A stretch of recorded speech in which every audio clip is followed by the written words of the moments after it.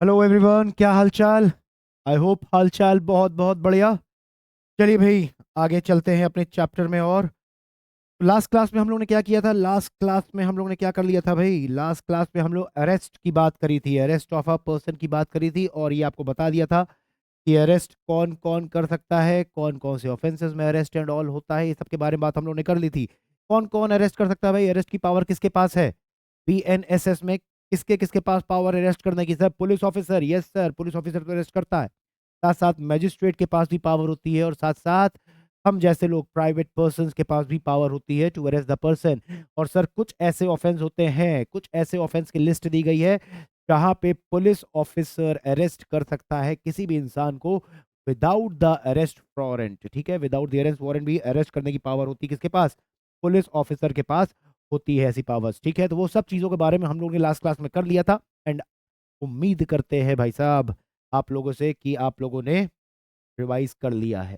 ठीक है, रिवाइज किया है कि नहीं किया है? नहीं किया है? नहीं किया है तो पहले रिवाइज कर लो 10-15 मिनट निकाल के, उसके बाद ये लेक्चर देखना। ठीक है, रिवाइज करना बहुत जरूरी है। ठीक है, चलिए अब आगे बढ़ते हैं। और नेक्स्ट टॉपिक जो है उसका नाम क्या लिखा है? Summons and warrant. I hope इस टर्म को आपने सुना होगा कहीं ना कहीं। अब क्या मतलब होता है इसका वो देख लेते हैं। ठीक है, बहुत लोगों को लगता है कि दोनों का मतलब सेम है, मगर दोनों का मतलब सेम नहीं है। ठीक है, इसमें कुछ अलग मतलब है। और ये जो समन एंड वारंट्स का टॉपिक है, ये चैप्टर नंबर 6 के अंदर कवर है, चैप्टर नंबर 6 ऑफ बीएनएस। ठीक है, chapter number 6, chapter number 6 of BNS, chapter number 6 of BNSS के अंदर ये आपका कवर है। ठीक है, इस चैप्टर की हेडिंग का नाम है प्रोसेस ऑफ, देखिए इसका नाम है process to compel appearance, process to compel. इसका हेडिंग का जो नाम है चैप्टर का वो है process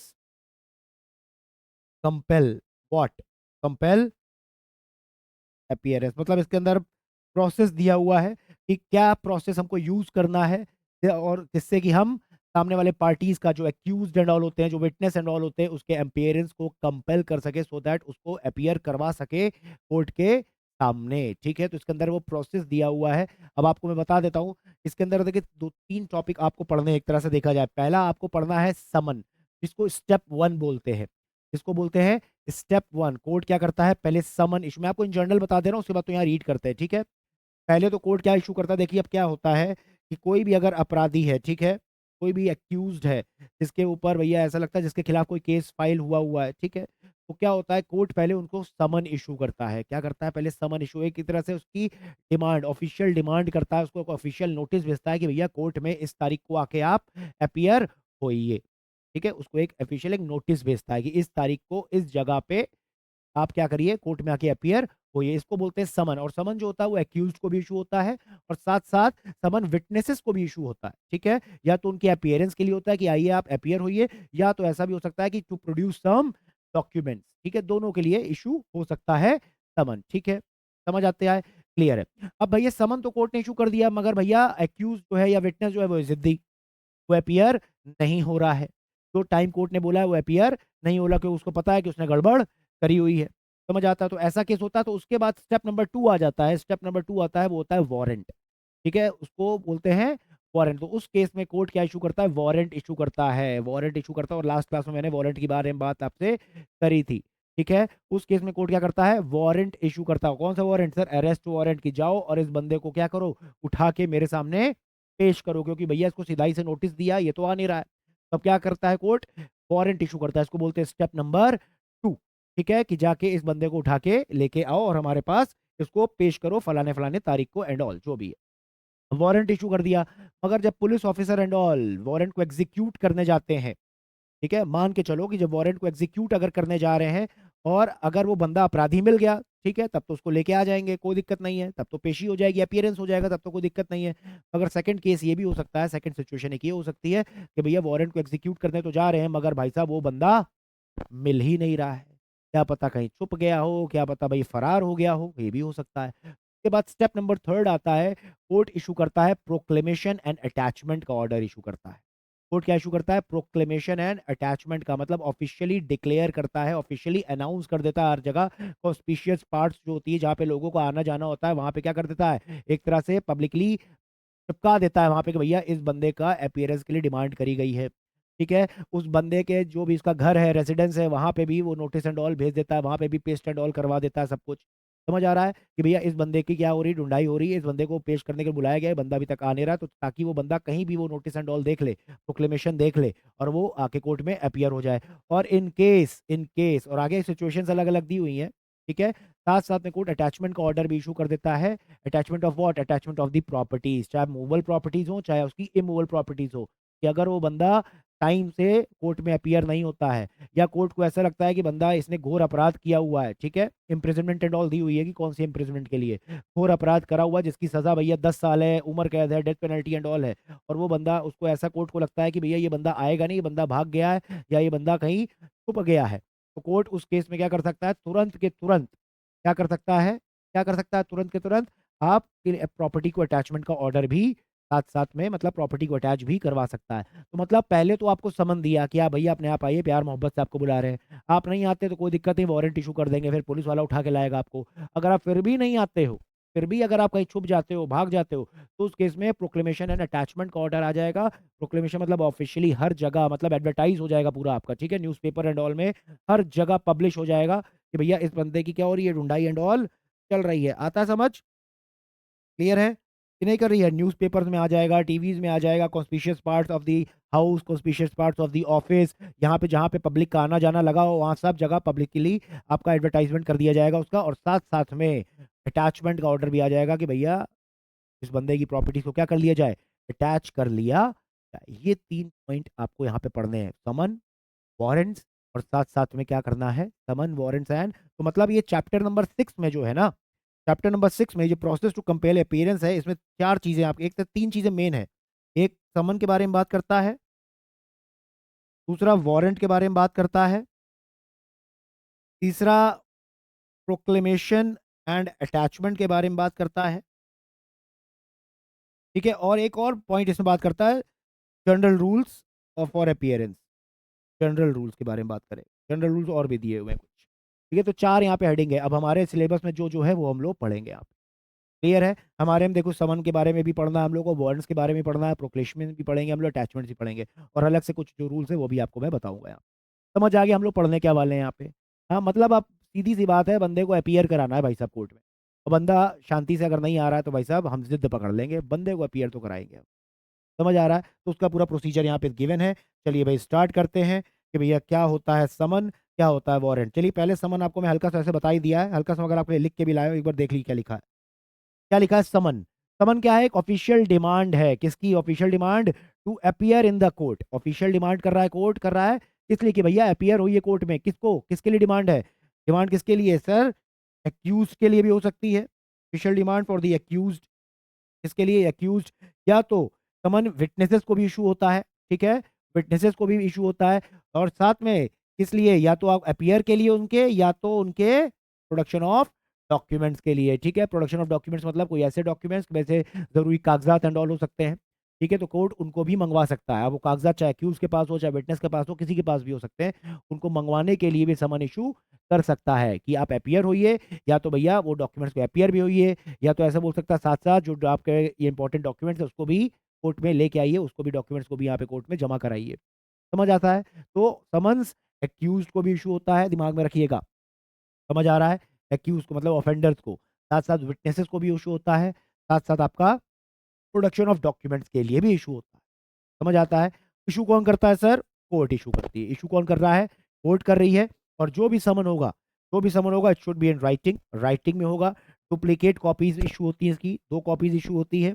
signed by the magistrate, magistrate इसको साइन करेगा, and seal of the court, ठीक है? जो कोर्ट है उसकी क्या होगी, इसमें मोहर भी लगती है। आता है समझ? ठीक है? ये सब चीज़ें आपके बुक में लिखी हुई है। सब चीज़ें आपके बुक में लिखी है, मैं आपको अब रीड कराता हूँ वहाँ से। पहले समन के बारे में बात करेंगे, उसके बाद वारंट्स में आएँगे। चलिए आइए, इधर आइए, इधर आ जाओ, इधर आ जाओ। देखो क्या लिखा हुआ है। Summon is either for appearance, देखो आइदर का मतलब या तो ये या तो ये। तो क्या भाई लिखा है? Summon is either for appearance, appearance या तो किसके लिए? For the producing of a document और a thing which may be issued to an accused person और विटनेस। आ रहा समझ? समन किसके लिए हो सकता है? या तो अपीयरेंस के लिए, ठीक है, या तो for the production of the document और a thing, for a document और अ थिंग। तो दो चीज के लिए, किस लिए, for what the someone is issued, for what, for what sir, for what का आंसर क्या है सर, फॉर अपीयरेंस, या तो for production of a document और अ थिंग। इन चीजों के लिए समन इशू होता है। समझ आ रहा है? किसको इशू होता है सर, किसको इशू होता है? To, to an accused person, to an accused person और विटनेस। आ रहा है समझ, समझ आ रहा है? किसको इशू होता है, एक्यूज को या तो विटनेस को। किस लिए इशू होता है सर, उनकी अपीयरेंस के लिए या तो प्रोडक्शन ऑफ अ डॉक्यूमेंट्स के लिए। इतना समझ आता है हमको। आगे आइए, every summon issued by the court shall be, और यहाँ पे क्या लिखा है, shall be in writing, in duplicate copies, signed by the presiding officer, जो वहां का सिटिंग जज है। ठीक है, समझ आ रहा है? उसका साइन होगा, sign by the presiding officer of such court, या तो by such officer which is authorise by the high court, या तो हाई कोर्ट ने किसी ऑफिसर को ऑथराइज किया है तो वो उनके साइन करेंगे। आता है समझ? क्लियर है? या तो भाई प्रिसाइडिंग ऑफिसर जो वहां का कोर्ट का बैठा हुआ है वहां पे वो करेगा, या तो भाई हाई कोर्ट ने किसी और को ऑथराइज करा है तो वो भी उसको साइन कर सकता है। And shall bear the seal of the court, और साथ में कोर्ट की जो सील होगी, कोर्ट का जो मोहर होगा वो भी लगेगा। और इसके बाद आता है और, मतलब एक तरह से क्या, ये चार चीज एक साथ चलेंगी। और उसके बाद आता है या, इन एन इंक्रिप्टेड और any other form of electronic communication and shall bear the image of the seal of the court. या तो सर कैसा रहेगा, या तो सर कैसा रहेगा, इज एन इंक्रिप्टेड और any other form of electronic communication, या तो इंक्रिप्टेड फॉर्म में रहेगा या तो भाई इलेक्ट्रॉनिक फॉर्म में भी समन इशू हो सकता है, और साथ साथ में उनके पास electronic image of the seal of the court रहेगी, ये लगनी चाहिए। ठीक है, समझ आ रहा? तो मतलब एक तरह से क्या हो रहा है सर, एक तरह से क्या, या तो हार्ड कॉपीज के फॉर्म में भेजो, पेपर फॉर्म में भेजो, या तो सर आप इलेक्ट्रॉनिक फॉर्म में, दोनों फॉर्म में समन इशू हो सकता है। आता है समझ? क्लियर है कि नहीं क्लियर है बताइए भाई, क्लियर है कि नहीं क्लियर है? यस सर, क्लियर हो रहा, आ रहा है समझ? बोलिए भाई, आगे आओ। फोर कंटेंट्स इसके होते हैं, चार कंटेंट इसके अंदर। अब क्या क्या लिखा रहेगा समन के अंदर, ये देखिए। The summon should be clear and specific होगा in its terms as to the, कैसे, किससे रिलेटेड, क्या क्या क्लियर होना चाहिए। The title of the court, किस कोर्ट ने इशू किया है, title of the court, court का प्रॉपर नाम रहेगा। साथ साथ the place at which and the day and the time of the day when, place, day, time, the place at which, the day and the time of the day when the attendance of the person summoned is required। ले भाई, attendance कब चाहिए, कहाँ चाहिए, किस time पे चाहिए, ये सब कुछ वहां पे स्पेसिफिकली मेंशन होना चाहिए। कौन सा कोर्ट इशू कर रहा है समन, उसके बारे में रहेगा, किस समय पे, किस दिन, किस जगह आपको अपीयर होना है, आपकी अटेंडेंस कंपलसरी है, मैंडेटरी है, सब कुछ वहां पे समन में स्पेसिफिकली मेंशन रहता है। समझ आ रही है? ये सब होना जरूरी है, इजी है। आगे आओ, सर्विस ऑफ समन। अब समन सर्व कौन करेगा, समन देगा कौन? The summon shall be served by, shall be served by, या पुलिस ऑफिसर, या तो पुलिस ऑफिसर सर्व करेगा। इशू कौन कर रहा है, कोर्ट, कोर्ट इशू करती है, कोर्ट इशू कर रही है। अब कोर्ट का जज आपको पहुंचाने नहीं आएगा समन, कोर्ट इशू करती है। ठीक है, कोर्ट ने इशू कर दिया, मगर पहुंचाने का काम और दूसरे लोगों का होता है।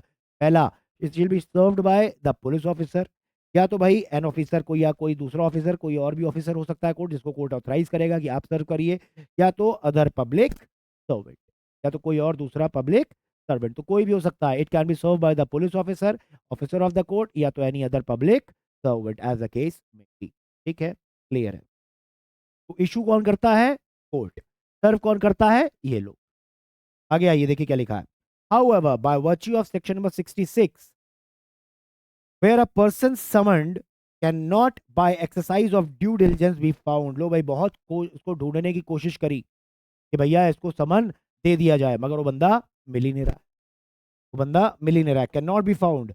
The summon may be served by leaving one of the duplicates for him. लो भाई, समन कैसे सर्व करेंगे हम फिर, तो भी भाई डुप्लीकेट कॉपी है, दो कॉपीज है ना, तो एक कॉपी क्या कर देंगे, एक कॉपी क्या कर देंगे, लीव कर देंगे, one of the duplicates for him with some adult member of his family residing with him. लो भाई, उसके फैमिली मेंबर्स का जो भी एडल्ट पर्सन होगा, बच्चे को नहीं, एडल्ट पर्सन, जहाँ पे वो पर्सन रहता हो, जिसका आपके पास एड्रेस हो, आप वहां जाएंगे, आप देखेंगे, भैया आप बुलाएंगे उसको कि भैया मिस्टर ए को बुलाइए, इनके नाम का सामान है, वो बोलते हैं भैया ये नहीं है, ये नहीं है तो कोई दिक्कत नहीं, जो उसका एडल्ट पर्सन कोई भी उसका फैमिली मेंबर होगा उनको हम एक कॉपी दे देंगे, ठीक है।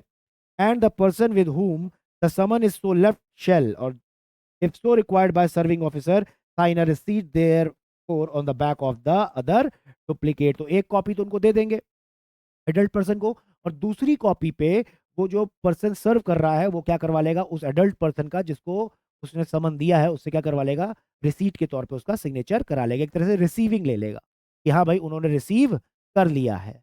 समझ आ रहा है, क्लियर है। चलिए आगे आते हैं। In case the service cannot be exercised of due diligence, be effected as provided in section number 64, section 65 और 66। अच्छा भाई साहब, अब क्या हुआ, ना तो वो बंदा मिला, ना तो वो बंदा मिला, उसको दे नहीं पाए, तो हमने क्या करा, अडल्ट पर्सन को दे सकते थे एज पर अबव, ऐसे इसके हिसाब से।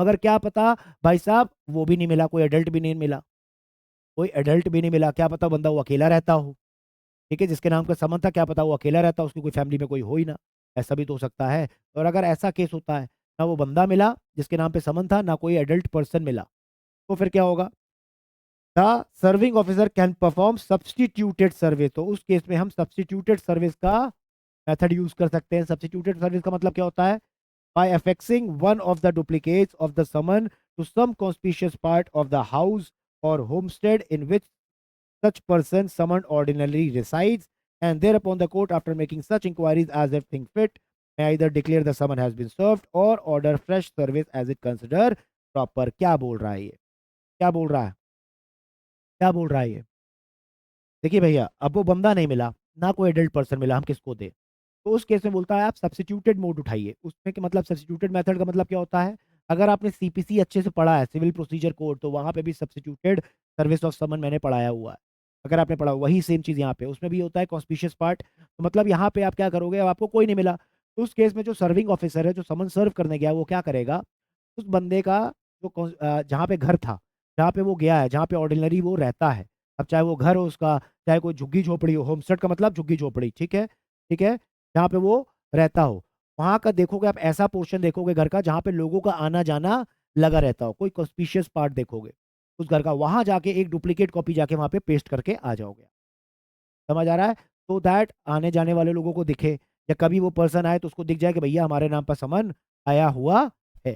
क्लियर है, तो ये आप करोगे, देखो conspicuous part of the house और होमस्टेड, होमस्टेड का मतलब क्या हो सकता है, झुग्गी, in which such person summoned ordinarily, जहां पे वो ऑर्डिनरली रिसाइड करता है वहां पे, and there upon the court after making such, और उसके बाद कोर्ट क्या करेगा, इंक्वायरीज एंड ऑल करता है, और क्या कर सकता है, डिक्लेयर करता है, either declare that the summon has been duly served, और या तो order fresh service as it consider. अब उसके बाद कोर्ट के ऊपर है, अब कोर्ट के ऊपर है, कोर्ट अपनी इंक्वायरी एंड ऑल करेगा, उसके बाद देखेगा, अब कोर्ट कोई भी फैसला दे सकता है, या तो ये डिक्लेयर कर सकता है कि भैया समन सर्व हो गया है, मान लिएगा कोर्ट कि हाँ समन सर्व हो गया है अगर कॉन्स्पिशियस पार्ट पे आपने पेस्ट कर दिया, और या तो कोर्ट को लगता है कि नहीं भाई फ्रेश समन फिर से एक बार इशू करना चाहिए, तो कोर्ट उसका भी ऑर्डर दे सकता है। अब ये कोर्ट के ऊपर, समझ आता है, अब ये कोर्ट के ऊपर है, कोर्ट अपनी इंक्वायरी एंड ऑल करेगा, उसके बाद वो डिसाइड करेगा कि भैया उसको क्या करना है, या तो इसको ये करना है कि डिक्लेयर कर दे कि भाई समन सर्व हो गया है, और या तो कोर्ट को लगता है नहीं भी एक बार फिर से फ्रेश समन भेज दिया जाए, तो एक बार फिर से फ्रेश इशू कर सकता है।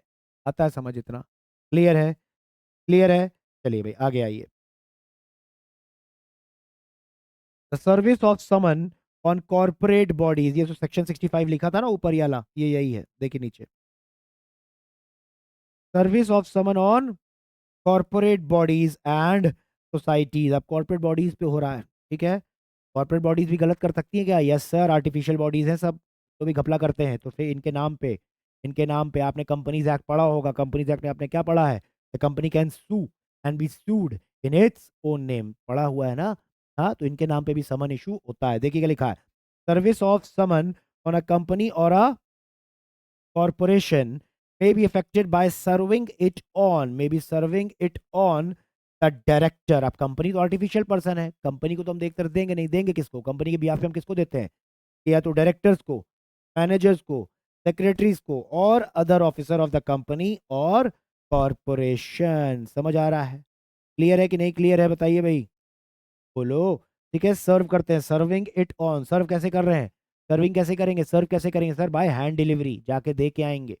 समझ आ रहा है, serving it on the directors, manager, secretary और other officers of the company और कॉर्पोरेशन और या तो कैसे करेंगे, और by letter sent by registered post, तो पहला हो रहा है ये, हाँ हैंड डिलीवरी के थ्रू दे रहे हैं, या तो सर हम रजिस्टर्ड पोस्ट के थ्रू भेजेंगे, ठीक है, और by letter sent by registered post address to the director के एड्रेस पे, मैनेजर सेक्रेटरी और other officer of the company और corporation in India, corporation in India, in which case the service shall be deemed to have been effected when the letter would arrive in the ordinary course of post। और भैया मान लेंगे कि भाई समन क्या हो चुका है, मान लेंगे the summon has been, summon effect में आ गया है when the letter would arrive in the ordinary course of post। आता है समझ, क्लियर है कि नहीं क्लियर है बताइए भाई।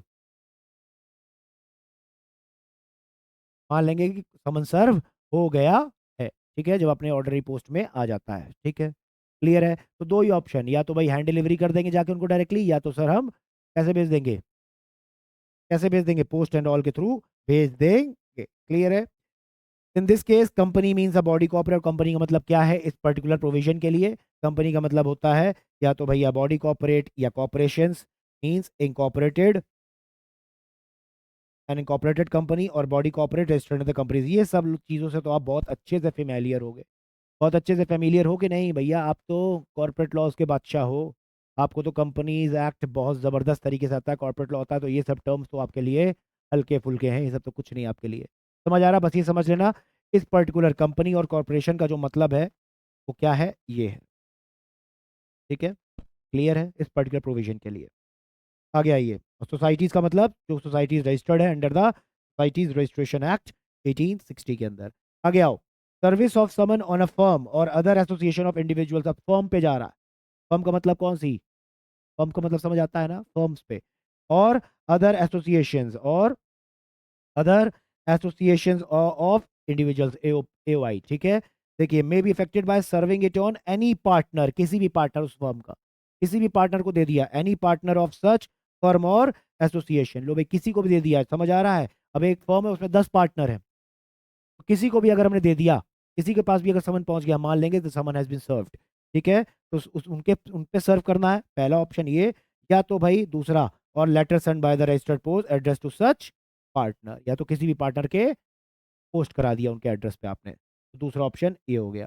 इन which case the service shall be deem to have been effected when the letter would arrive in the ordinary course of, जैसे ही लेटर पोस्ट हो गया मान लेंगे द समन हैज बीन, आ रहा है समझ, क्लियर है। तो समन देखो नॉर्मल नेचुरल पर्सन को भी होता है, ठीक है, नेचुरल पर्सन में कोई भी, चाहे अक्यूज हो चाहे वो विटनेस हो, समन सर बॉडी कॉपरेट्स, तो भी आपके कॉपरेशन हो गई या कंपनीज उनको भी जाता है, फर्म्स हो गए उनको भी जाता है सर, एसोसिएशन ऑफ पर्सन है, एसोसिएशन ऑफ इंडिविजुअल्स उनको भी आता है समझ, बोलो भाई आता है कि नहीं समझ, क्लियर है, बोलिए, क्लियर है, आता है। अब समन तो इशू हो गया, भैया बता दिया कि भैया इस तारीख को, इस डेट को, जो भी है इस समय, हाँ इस दिन पहुंच जाइएगा, क्लियर है। अब आता है वारंट, स्टेप नंबर 2 देखिए मैंने लिखा हुआ है यहाँ पे, स्टेप नंबर 2, और क्या लिख दिया है, वारंट। हल्का सा पहले वारंट के बारे में यहाँ से पढ़ लेते हैं, देख लीजिए यहाँ पे लिखा है मैंने हल्का सा, क्या लिखा है, वारंट क्या है, what is warrant, warrant is a written authorisation by the जज, मतलब रिटन ऑथराइजेशन, जज क्या कर रहा है, रिटन मोड में, रिटन फॉर्म में ऑथराइज कर रहा है, ठीक है, रिटन मोड में ऑथराइज कर रहा है जज या तो मजिस्ट्रेट, तो क्या है कि रिटन ऑथराइजेशन है, पहली बात तो समझो सर, ये क्या है, एक रिटन ऑथराइजेशन है, ठीक है, रिटन ऑथराइजेशन है, कौन दे रहा है, बाय द जज और अ मैजिस्ट्रेट, ठीक है, that allows the police officer to arrest the accuse person, और सर ये मतलब एक तरह से जज क्या कर रहा है, एक रिटन अथॉरिटी दे रहा है, किसको, पुलिस ऑफिसर्स को दे रहा है, किस लिए दे रहा है, to arrest the accuse person, समझ आ रहा है। तो वारंट क्या है, वारंट एक तरह से क्या है, रिटन ऑथराइजेशन है, कौन देता है सर, जज देता है या तो मजिस्ट्रेट देता है, ठीक है, एज द केस में भी जज देता है या तो मजिस्ट्रेट देता है, इसलिए देता है, इसलिए देता है, इसलिए देता है पुलिस ऑफिसर्स को, अच्छा पहली बात तो आता है किसको देता है, पुलिस ऑफिसर को देता है, किस लिए देता है, to arrest the accuse person, समझ आ रहा है कि नहीं आ रहा है, क्या पॉइंट हो गया, what is warrant, sir warrant एक रिटन ऑथराइजेशन है, ठीक है, सर कौन इशू करता है, कौन देता है सर, जज या तो मजिस्ट्रेट देता है, किसको देता है सर, पुलिस ऑफिसर्स को देता है, सर किस लिए देता है, किस लिए देता है, टू अरेस्ट द एक्यूज, समझ आ रही है, क्लियर, क्लियर है, ठीक है, वारंट इज इशूड टू, किस लिए, किस किस पर्पस देख लीजिए, to arrest the purpose, to arrest the person, इसको बोलते हैं हम लोग अरेस्ट वारंट। समझ आ रहा है? और एक और होता है search the premises and seize the property, ढूंढो और उसको सीज करो, इसको एक और बोलते हैं सर्च वारंट, वो भी अभी आगे आएगा। समझ आ रहा है? वो भी अभी आगे टॉपिक आएगा, अभी हम खाली अरेस्ट वारंट के बारे में पढ़ेंगे, सर्च वारंट का एक सेपरेट टॉपिक आगे है, ठीक है, उसको भी देखेंगे। क्लियर है? तो वारंट अलग अलग हो सकते हैं, एक अरेस्ट वाला भी हो सकता है, एक आपका सर्च वाला भी हो सकता है, ठीक है। सर्च करिए, ढूंढिए प्रॉपर्टी को और क्या करिए, उसको सीज कर लीजिए। समझ आ रहा है? क्लियर है? चलिए, तो अलग अलग वारंट्स होते हैं, और वारंट का जो भी है एक प्रिस्क्राइब्ड फॉर्मेट है, ठीक है। वारंट का प्रिस्क्राइब फॉर्मेट है, जो भी साइन करेगा कौन, प्रिस्क्राइब। समन का भी प्रिस्क्राइब फॉर्मेट है, ठीक है। समन्स का, वारंट्स का सब एक प्रिस्क्राइब फॉर्मेट है, ठीक है। फॉर्म्स अलग अलग दिए हुए हैं, और ये बताए कहाँ मिलेगा, शेड्यूल नंबर 2 में। Schedule number 2, schedule number 2। Schedule number 1 में क्या था, शेड्यूल नंबर 1 में तो सर अलग अलग ऑफेंसेस के बारे में, उनकी पनिशमेंट्स के बारे में है, ये बताता है बेलेबल है, नॉन बेलेबल है, कॉग्निजेबल, नॉन कॉग्निजेबल, और कौन सा कोर्ट ट्रायल करेगा, ये शेड्यूल 1 बताता है। शेड्यूल में अलग अलग फॉर्मेट्स दिए हैं, ठीक है, अलग अलग फॉर्म्स दिए हैं, तो उसमें से समन का क्या फॉर्म रहेगा, क्या फॉर्मेट रहता है, वारंट्स का क्या फॉर्मेट रहता है, ये सब शेड्यूल 2 में लिया है। क्लियर है? तो इसका एक प्रेस्क्राइब फॉर्मेट है, समन्स का भी होता है, जिसको साइन करेगा प्रेसाइडिंग ऑफिसर, ठीक है, जो जज एंड ऑल है, और contain the seal of the. Clear? Simple है, चलिए आगे बढ़िए। आओ भाई आगे आओ, सब कुछ लिखा है, टेंशन नहीं लेनी, सब लिखा है।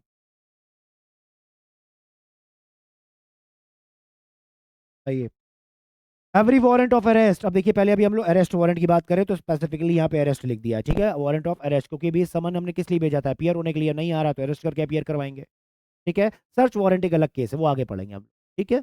अभी यहाँ पे अरेस्ट वाला दिमाग में रखिएगा, warrant of arrest. Every warrant of arrest issued by a court under this Sanhita shall be shall be shall be in writing।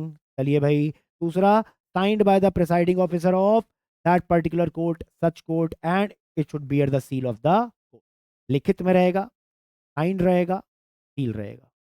चलिए आगे आइए, such warrant shall remain in force, कब तक इसकी वैलिडिटी है, कब तक ये फोर्स में रहेगा, अंटिल, कब तक, until it is cancelled by the court, या तो कोर्ट उसको कैंसिल नहीं कर देता खुद से, या तो इट इज एग्जीक्यूटेड, या तो जब तक आप अपराधी को गिरफ्तार नहीं कर लेते। समझ आ रहा है? तब तक वो फोर्स में रहता है। समझ आ रहा है? तो वारंट का पीरियड कब खत्म होगा, कब तक वो फोर्स में रहेगा, कब तक वो वैलिड रहेगा sir, unless and until it is cancelled by the court issued और इट इज एग्जीक्यूटेड। ठीक है, नीचे आइए, the format of a warrant of arrest, ये देखिए form number 3 of the second schedule, देख लीजिए दिया हुआ है ना। क्लियर है? आगे आओ, the requisites of the warrant are as follows, क्या बोल रहा है, बताइए भाई, बताइए।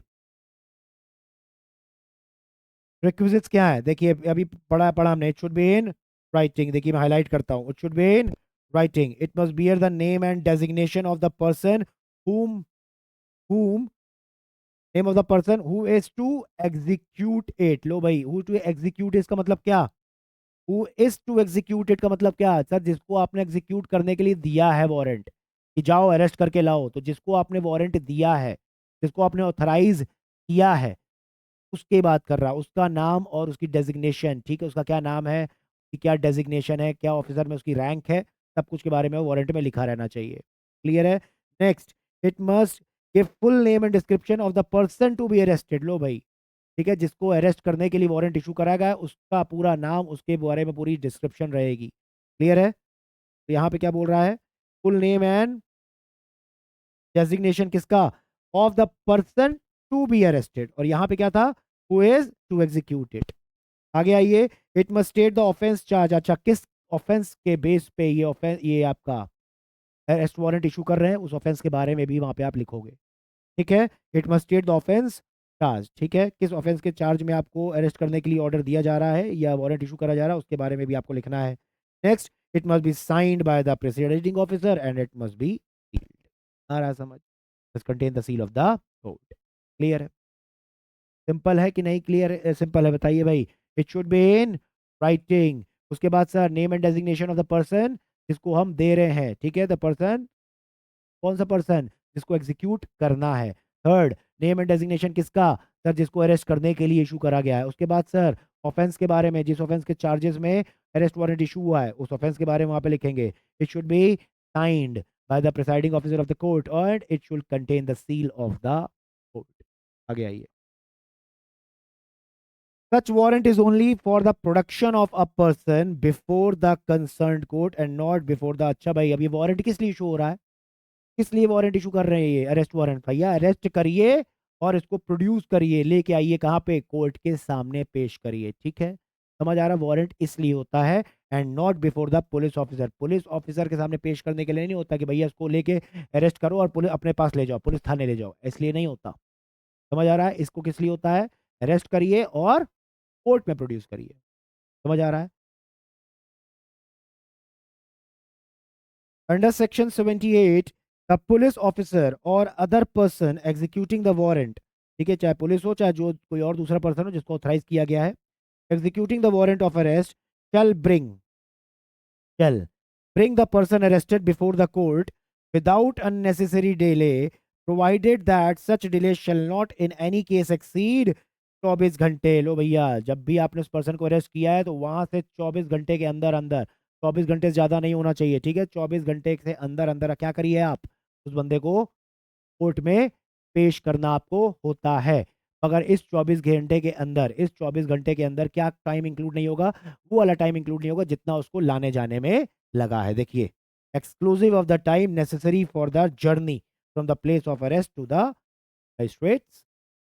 समझ आ रहा है? तो जैसे ही उस पर्सन को आपने अरेस्ट किया तो वहां से आपका टाइम पीरियड स्टार्ट हो जाता है. आपको 24 घंटे के अंदर अंदर, उससे ज़्यादा डिले आप नहीं कर सकते. 24 घंटे के अंदर अंदर आपको क्या करना पड़ता है? पेश करना पड़ता है. और इस 24 घंटे के अंदर क्या टाइम इंक्लूड नहीं होगा? हाँ, कौन सा टाइम सर? जो टाइम लगा है जर्नी का. ठीक है, कहाँ से? जहाँ से उसको अरेस्ट किया है, from the place of arrest the court. Clear है? क्लियर है कि नहीं क्लियर है? बताइए, क्लियर और नॉट क्लियर? बोलो. हाँ, चलिए, क्लियर है. अब देखिए, देखिए दिया है ना, service of summon on witness. देखिए सेपरेटली दिया, service of summon on witness के बारे में अब आ रहा है. वारंट वाला हो गया, वारंट हो गया, यहीं तक था वारंट. अब ये अलग टॉपिक आपके आ गया, service of summon on witness. देखिए, वारंट इतना ही था. ठीक है, वारंट खत्म.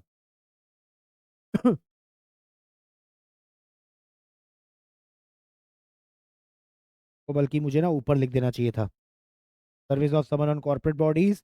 इसको आप एक काम करिएगा, जब सर्विस ऑफ ये पढ़ोगे ना आप, तो इसको एक काम करना, समन के बाद, समन के बाद इसको पहले पढ़ना, service of summon on fitness. तो मैं ऊपर कर दूंगा बाद में.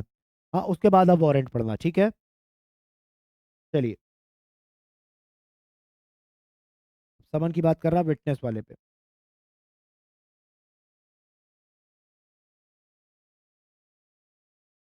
Service of summon on witness क्या लिखा है भाई? देखो, service of summon on witness, witness के ऊपर समन जो इशू होता है उसकी बात कर रहे हैं हम लोग. Notwithstanding anything contained in the preceding section. लो भैया, प्रीसीडिंग सेक्शन से कोई भी मतलब नहीं है. कौन से प्रीसीडिंग सेक्शंस? ये ऊपर वाले, वारंट के पहले वाले. देखिएगा, ये समन्स वाले जितने भी समन्स में दिए हुए हैं. ठीक है, इस सबसे हमको कोई मतलब नहीं है. नॉट विथ स्टैंडिंग लिखा हुआ है, क्योंकि देखिए वारंट जो है ना, वारंट तो स्टार्ट ही कहाँ से हो रहा है आपका? वारंट देखिए, सेक्शन आप देखोगे, वारंट तो आगे से स्टार्ट होता है, 72 से स्टार्ट होता है. देखिए, 72 से स्टार्ट हो रहा. ठीक है, 71 जो आपका है, तो आपका इससे ये आपका ये है. आइए इसको देखिए क्या लिखा है. नॉट विथ स्टैंडिंग एनीथिंग आ गया इन the preceding sections.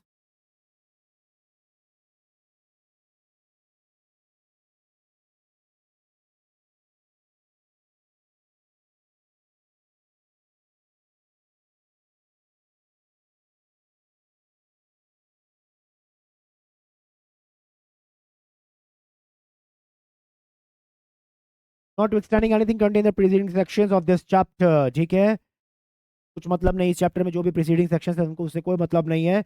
A court issuing a summon to a witness, court issuing a summon to a witness, specifically इसको पास जा रहा है.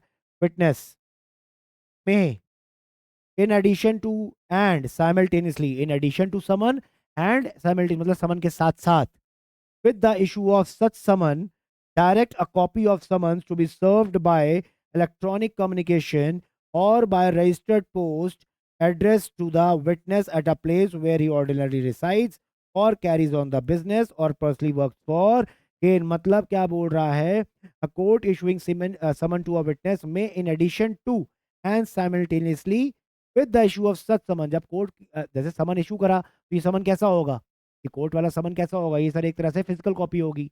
तो इसके साथ साथ, इसके साथ साथ, ठीक है, या इसके एडिशन में क्या कर सकता है कोर्ट, क्या कर सकता है, डायरेक्शन दे सकता है, a copy of summon to be served by electronic, भैया एक इलेक्ट्रॉनिक मोड से भी समन इशू कर दो, और बाय रजिस्टर्ड पोस्ट, या तो भाई एक रजिस्टर्ड पोस्ट के थ्रू भी भिजवा दो, to the witness at a place where he ordinarily resides or carries on the business or personally gun for the day। मतलब समन तो इशू कोर्ट कर ही रहा है, समन तो भिजवा ही रहा है किसी के थ्रू, साथ साथ क्या कर सकता है, पहले तो कोर्ट ने समन इशू करा, किसके नाम पे करा, विटनेस के नाम पर करा, अब उसको कौन सर्व करेगा, सर्व कौन करेगा, ऊपर आपको लिखा था समन को कौन कौन सर्व करता है, या तो पुलिस ऑफिसर है, या तो भाई कोर्ट का कोई ऑफिसर है, या तो कोई पब्लिक सर्वेंट है, ठीक है, वो तो सर्व करेगा ही करेगा। साथ साथ कोर्ट और भी डायरेक्शन दे सकता है कि ये तो चलो जाएगा, दे के आएगा ही आएगा, इसके साथ साथ इलेक्ट्रॉनिक मोड से ही भेज दो, या तो साथ साथ बोल सकता है काम करो, रजिस्टर्ड पोस्ट के थ्रू भी इसके एड्रेस पे जहाँ पे ये रहता था, या तो जहाँ पे ये बिजनेस इसका अपना काम करता है, बिजनेस चलाता है, या तो कोई भी काम करता है फॉर गेन, वहाँ पे एड्रेस पे उसको भेज दो रजिस्टर्ड पोस्ट के थ्रू, साथ साथ। समझ आ रहा है, ये कोर्ट के ऊपर है, तो कोर्ट के ऊपर है तो कोर्ट में लिखा है, देख लीजिए कोर्ट में। समझ आ रहा है, क्लियर है। When an acknowledgement purporting to be signed by the witness or an endorsement purporting to be made by the postal employee that the witness refused to take the delivery of the summon has been received, or on the proof of delivery of summon under subsection 3 of the 70 by electronic communication to the satisfaction of the court issuing the summon may deem the summon। अच्छा भैया, अब यहाँ क्या हो रहा है, when acknowledgement purporting to be signed by the witness or an endorsement purporting to be made by the postal employee or that the witness। अच्छा भैया, अब क्या हुआ, जो पोस्टल एम्प्लॉई है, पोस्टल एम्प्लॉई कोई हो सकता है, लेके गया विटनेस के पास, विटनेस ने लेने से मना कर दिया, या तो ये हो सकता है कि नहीं होता, बताया अभी ये, हाँ, या तो लेने से मना कर दिया, एक ये चीज हो सकती है, ठीक है, तो क्या होगा, जब लेने से मना किया तो समन लेके वापस आएगा, ठीक है, और या तो ऐसा हो सकता है जब विटनेस ने लेने से मना कर दिया तो पोस्टल एम्प्लॉय ने वहां पे लिख दिया कि भैया मैं देने तो गया, एक एंडोर्समेंट लिखा, एंडोर्समेंट क्या करा, लिख दिया कि भैया मैं तो देने गया मगर इसने लेने से मना कर दिया। समझ आ रही है कि नहीं आ रही भैया, बताओ भाई। देखो दो चीज थी, समन डुप्लीकेट कॉपी में लेके गया, डुप्लीकेट कॉपी में ले गया, एक कॉपी देगा और एक कॉपी के ऊपर उसका साइन करवा के लाके आएगा, अगर भाई उसने लेने से मना कर दिया तो साइन तो हुआ ही नहीं, साइन तो हुआ ही, तो एक्नॉलेजमेंट कोई मिली नहीं, पहला तो केस ही हो गया। या तो साथ में ऐसा हो सकता है कि भाई सामने वाले ने लेने से मना कर दिया, जब लेने मना कर दिया तो पोस्टल एम्प्लॉय ने क्या करा, अपने रजिस्टर में नोट करके दे दिया, क्या दे दिया कि भैया मैं सर्व करने गया मगर इसने लेने से मना कर दिया, और ये सब चीजें जाके बता दिया कहाँ पे, जो कोर्ट ने इशू किया उसको पता चल गई, ठीक है, कि भैया वो सामने वाले लेने से मना कर दिया, तो वो आगे बोल रहा है क्या, an acknowledgement purporting to be signed by the witness or endorsement purporting to be made by the postal employee that the witness refused to take the delivery of the summon has been received, or on the proof of a delivery of the summon under subsection 3 of section 70 by electronic communication to satisfaction of the court issuing summon may deem that summon has been served। तो इन सब cases में court क्या मान के चलेगा, अगर ऐसा कुछ होता है तो कोर्ट क्या मान के चलेगा, the summon has been issued. और अगर कोर्ट ने इलेक्ट्रॉनिक कम्युनिकेशन के थ्रू भिजवाया है, हाँ, जो आपने सेक्शन 70 में ऊपर पढ़ा था, इधर ये देखिए पढ़ा था ना ऊपर अभी इलेक्ट्रॉनिक कम्युनिकेशन वाला, आ गया,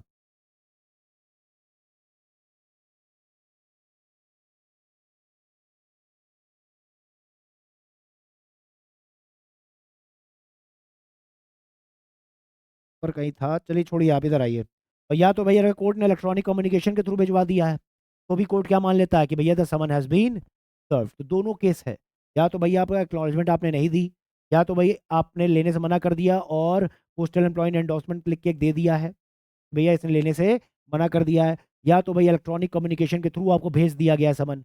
तो कोर्ट तीनों में से कोई भी केस हो, कोर्ट ये डीम कर सकता है, मान सकता है कि the summon has been served.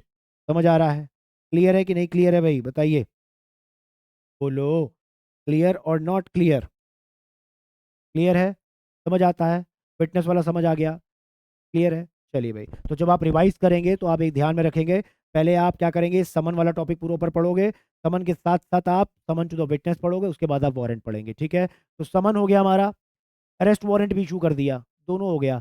अब मगर थर्ड अब पॉइंट आता है, स्टेप नंबर 3 आता है, वो आता है प्रोक्लेमेशन एंड अटैचमेंट। अब ये स्टेप नंबर 3 कब आएगा, ये तब आएगा सर जब समन देने के बाद भी नहीं आया, उसके बाद अरेस्ट वारंट भी इशू कर दिया, उसके बाद भी बंदा वो नहीं मिला। क्या पता फरार हो गया हो, क्या पता अपने आप को छुपा रहा हो। समझ आ रहा है? तो उसके बाद आता है स्टेप नंबर 3। अब कोर्ट क्या करता है? कोर्ट इस केस में क्या करता है? प्रोक्लेमेशन एंड अटैचमेंट का order issue, proclamation and attachment issue करता है। समझ आ रहा है?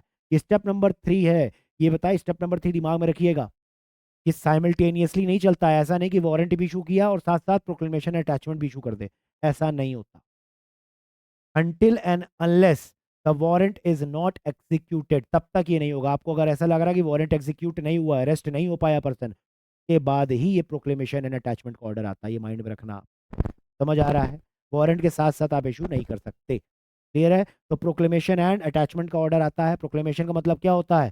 प्रोक्लेमेशन मतलब ऑफिशियली अनाउंस कर दिया जाता है, ठीक है, अलग अलग जगह पब्लिश करके, ठीक है, न्यूज़पेपर्स हो गए, टीवी चैनल्स हो गए, conspicuous part of the court हो गया, conspicuous part of the house हो गया, जहाँ पे पब्लिक आराम से सब कुछ उसको देख सके, ठीक है, वहाँ इशू कर सकते हैं। क्लियर है? उसके बाद क्या करते हैं? साथ साथ अटैचमेंट ऑफ प्रॉपर्टीज भी करते हैं। कब करते हैं? जब आपको ऐसा लगता है कि बंदा भाई साहब ये भाग गया है, हाँ, या तो बंदा ये छुप रहा है, ठीक है, या तो आपको ऐसा भी केस आता है जब आपको ये लगता है कि भैया इसकी प्रॉपर्टी एंड ऑल बेच दो, नहीं तो ये बंदा ऐसा ना हो कि ये हमारे बेचने से पहले या हमारे अटैचमेंट से पहले ये बंदा बेच देगा प्रॉपर्टी एंड ऑल। ऐसा भी लगता है कोर्ट को, ऐसे केस भी आते हैं। समझ आ रहा है? तो ये सब अभी आगे अलग अलग सिचुएशन से हम लोग आगे देखते हैं, ठीक है। देखिए क्या लिखा है, वेयर अ वारंट, देखिए लिखा है स्टार्टिंग ही वहीं से है, where the warrant remains unexecute. मैंने आपको स्टार्ट में बोल दिया कि until and unless the warrant is unexecuted, जब तक वारंट अनएक्सिक्यूट रहेगा उसके बाद ही ये स्टेप आएगा। अगर वारंट एग्जीक्यूट हो गया, पर्सन अरेस्ट हो गया, तो स्टेप नंबर 3 नहीं आएगा फिर। समझ आ रहा है? क्योंकि मेन मेरा मकसद क्या है? बंदे को अपीयर कराना। जब आपने अरेस्ट कर ही लिया है तो अब तो आप अपीयर करा ही दोगे ना, अपीयरेंस तो हो ही जाएगी ना उसकी, तो फिर इसका मतलब ही नहीं है।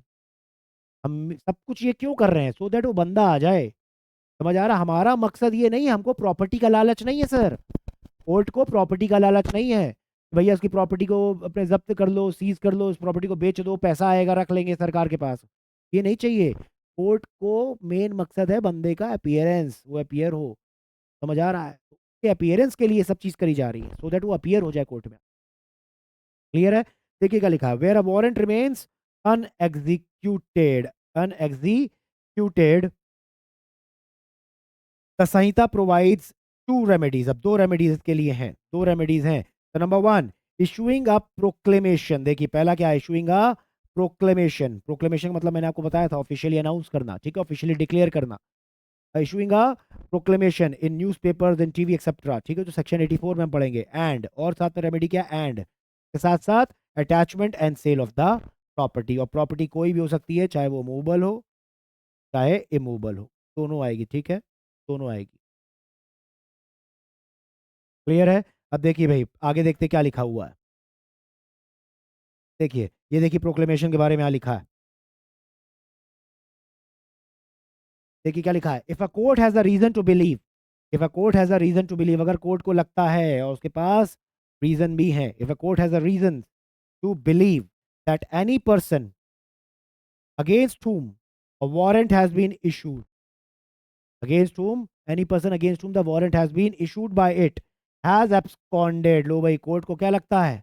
The court has a reason to believe that the person against whom the warrant has been issued, जिसके खिलाफ वारंट इशू किया गया, हाँ, वो पर्सन क्या है? हैज बीन एब्सकॉन्डेड, वो फरार हो गया है। लो भाई, फरार हो गया है, एब्सकॉन्डेड, ठीक है, भाग गया, फरार हो गया है। और या तो उसको लगता है कोर्ट को क्या, और इज कंसीलिंग हिमसेल्फ, या तो भैया जानबूझ के छुप रहा है, अपने आप को जानबूझ के छुपा रहा है। तो भाई जानबूझ के छुपा रहा है अपने आप को, ठीक है, कोर्ट से जानबूझ के छुपा रहा है। देखिए भाई, हैज बीन एब्सकॉन्डेड मतलब फरार हो गया है, या तो छुपा रहा है अपने आप को, so that such warrant can not be executed, so that such warrant can not be executed. उस केस में कोर्ट क्या करता है? Then the court may publish a written proclamation, publish करेगा क्या? Written proclamation requiring. किस लिए कर रहा है? किस लिए पब्लिश कर रहा है? किस लिए रिटन मोड में अनाउंस कर रहा है? किस लिए डिक्लेयर कर रहा है? ये कारण होगा, क्या कारण है? Requiring him to appear, so that वो अपीयर हो जाए, to appear at a specified place and at a specified time, not less than 30 days from the date of publishing of such proclamation, जिस दिन प्रोक्लेमेशन इशू करा वहां से 30 दिन का टाइम होता है कि 30 दिन के अंदर अंदर 30 दिन के अंदर अंदर क्या करे, कोर्ट में वो बंदा अपीयर हो जाए। समझ आ रहा है? क्लियर है? आता है समझ?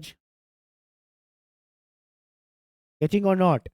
While issuing proclamation, the magistrate must record to his satisfaction that the accused has absconded or is concealing. बस एक चीज दिमाग में रखना पड़ेगा, जब भी प्रोक्लेमेशन इशू करता है कोर्ट, उसको बस रिकॉर्ड में अपना लिखना पड़ेगा क्या, कि भैया उसको ये लगता है या उसके पास प्रॉपर रीजंस हैं, या तो एक्यूज्ड फरार हो चुका है या तो वो अपने आप को, समझ आ रहा है, तभी वो प्रोक्लेमेशन इशू करता है।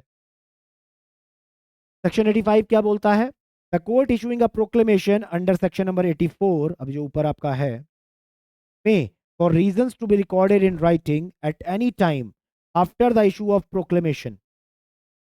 The court issuing a proclamation under section 84 may, for a reason to be recorded in writing at any time after issue of the proclamation, order the attachment of any property. कभी भी जैसे ही proclamation issue हो गया, समझ आ रहा है, जैसे ही प्रोक्लेमेशन इशू कर देंगे, या तो प्रोक्लेमेशन के साथ साथ, या तो सर देखो दोनों केस हो सकता है, या तो प्रोक्लेमेशन के साथ साथ और या तो प्रोक्लेमेशन इशू करने के बाद कभी भी अटैचमेंट का ऑर्डर भी इशू कर सकता है कि प्रॉपर्टीज को क्या कर लो, अटैच कर लो। Order attachment of the property, चाहे मूवेबल हो चाहे इमूवेबल हो, या तो दोनों, belonging to the proclaimed person, proclaimed person मतलब जिसके बारे में प्रोक्लेमेशन इशू करा गया है। The object of attaching the property is not to punish, object क्या है, पनिशमेंट का नहीं ऑब्जेक्ट है, ऑब्जेक्ट क्या है, but to compel his appear. आता है समझ?